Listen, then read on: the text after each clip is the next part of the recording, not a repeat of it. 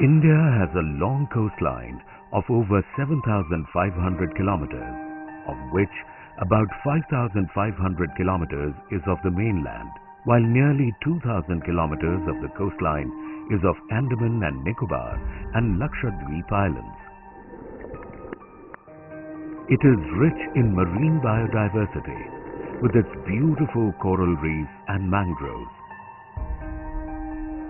It has a large community of people dependent on coastal resources, including fishing for livelihood. India has 1,328 islands. Andaman and Nicobar and Lakshadweep Islands are the hotspots of marine biodiversity.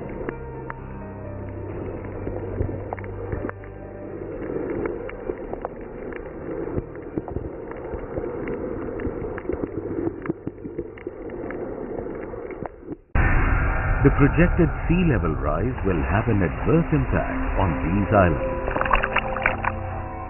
The coral reefs which safeguard the islands are under severe anthropogenic and natural stresses, including bleaching due to El Nino events. Gradual soil erosion is being observed on many of the islands. Saltwater ingression is creating scarcity of fresh water. The fishing communities are facing a reduction in fish catch and suffer severe economic hardship.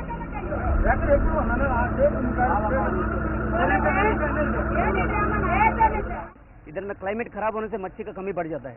जैसे हवा तूफान थोड़ा बारिश ज्यादा आ जाता है तो कोई कैचिंग में नहीं जाते.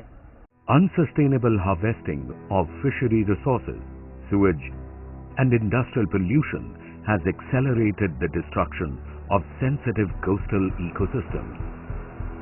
Repeated high-intensity cyclones have taken their toll on the biodiversity and the people of these islands.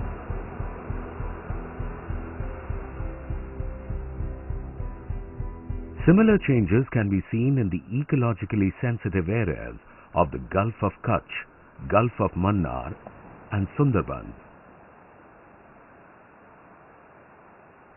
In Sundarbans, Ghoramara Island is gradually losing its land area to the sea, leading to migration and displacement for the local communities.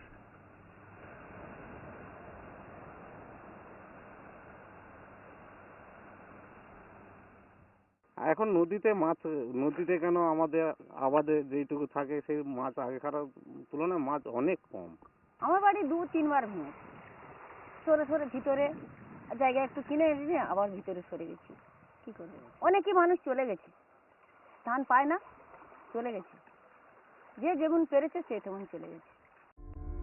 Mangrove depletion has also accelerated the soil erosion of the land area in these regions. Coastal cities in India are being affected by cyclones and floods.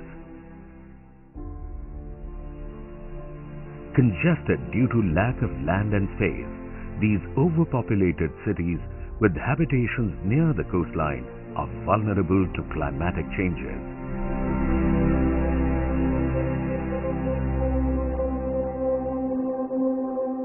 Legislative interventions have been initiated by the Government of India under the Coastal Regulation Zone (CRZ) notification, which regulates development along the coast up to a landward distance of 500 meters. Our ministry wants to regulate, to develop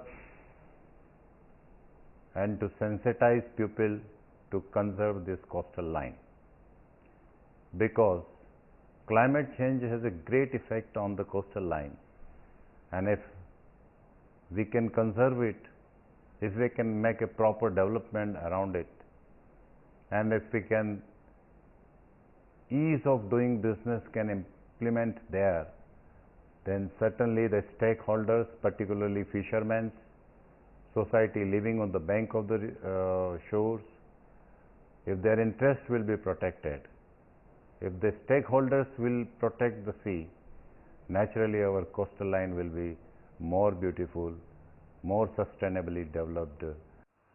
The Integrated Coastal Zone Management Project, through the Society of Integrated Coastal Management, SICOM, is developing an integrated plan to deal with the growing vulnerability of the islands and the ecologically sensitive areas. In Jamnagar and Bhuj region in Gujarat, the project is working towards preventing soil erosion by regular plantations of mangroves, increasing the potential of greater carbon sequestration.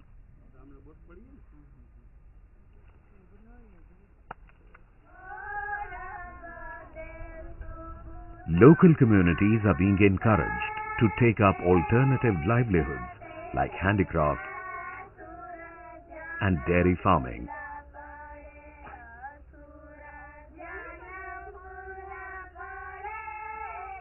મેં આ વસ્તુ બધી બનાવતી સાંજે time હોય ત્યારે બનાવું, કોઈ સવારે બનાવું, પછી જ્યારે મેળા હોય ત્યારે આ વસ્તુ બધી વેચાણમાં મૂકું છું, તો મને એનાથી ઘણો ફાયદો થાય છે. ને મારે 2, 5, 10 છોકરીઓ હોય એને મારી પાસે રાખીને અમે બધી સાથે મળીને કામ કરી છીએ. A well-functioning sewage treatment plant is being established in Jamnagar, and it is proposed that the cleaned water is to be used for industrial purposes to generate revenue. A turtle hatchery provides protection to the endangered olive ridley turtles during the nesting season. Efforts are also being made to rejuvenate the coral reefs through coral transplanting in the area of the Marine National Park, Gulf of Kutch.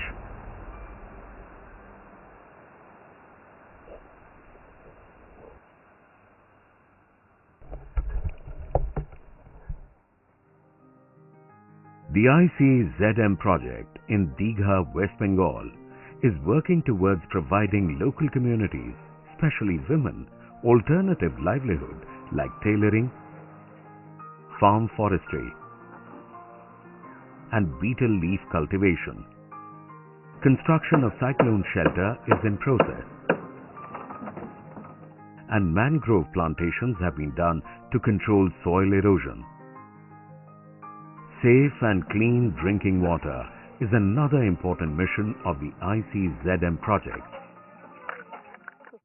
The vulnerability of the islands is being addressed through the formulation of a long-term integrated island management plan by the National Centre for Sustainable Coastal Management.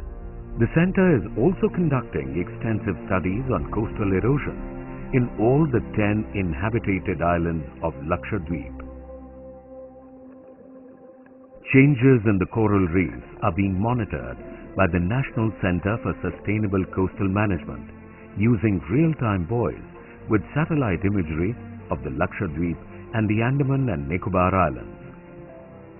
In all islands, dredging, coral harvesting, dumping of waste and deforestation are banned. Water desalination plant and use of renewable energy are certain other measures already under implementation. The project also contributed to reducing marine pollution through finance and construction of sewage networks and sewage treatment plant. Importantly, the project contributed to enhancing community-based livelihoods for many fishermen and other coastal communities. But these measures are not enough. As the world worries about the more well-known ecological changes affecting coastal countries, a more silent and lesser-known catastrophe awaits the islands and ecologically sensitive areas in India. Significant erosion of the coastline, sedimentation of the coral reef, and increasing vulnerability of coastal communities call for immediate action. To take up development programs, a pilot scheme of integrated coastal zone management program was started in 3 states, West Bengal, Odisha and Gujarat, where we identified targeted communities for uplifting, changing their professions to make them less dependent from the vagaries of climate change. In COP22, we look forward to technology support as well as financial support through the mechanism of UNFCCC. The world community needs to understand India's vulnerability to sea rise. It must support India in its fight to preserve its unique marine biodiversity.